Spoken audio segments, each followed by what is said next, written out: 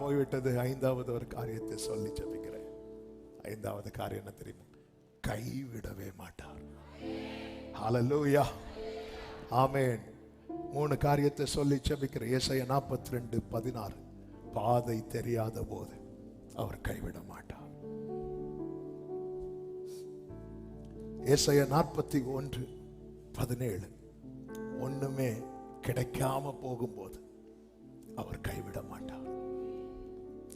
சங்கீதம் 37:32-33. ஆபத்து சூழும் போது அவர் கைவிட மாட்டார். இந்த வசனத்தெல்லாம் வீட்டுல போய் படிச்சிருக்கேன்.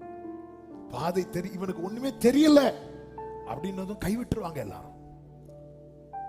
அவர் கைவிட மாட்டார். குருடரை அவர்கள் அறியாத வழியிலே நடத்தி, தெரியாத வழியிலே அவர்களை கொண்டு வந்து இப்படி சொல்லிட்டு இந்த காரியங்களை நான் அவர்களுக்கு செய்து கைவிடாதிருப்பேன். அவனுக்கு ஒண்ணும் தெரியலப்பா, நமக்கு ஒண்ணும் தெரியலனாலே கைவிட்டுருவாங்க. ஒண்ணும் தெரியல. அதாவது சில ஆபீஸுக்கு நம்ம புதுசா போவோம், தெரியாம இருப்போம். தெரியுமா, பரியாசம் பண்ணுவாங்களே தவிர ஹெல்ப் பண்ண மாட்டாங்க. அந்த இடத்துல கைவிட்டுருவாங்க. அவர் சொல்ற, நான் கைவிட மாட்டேன்.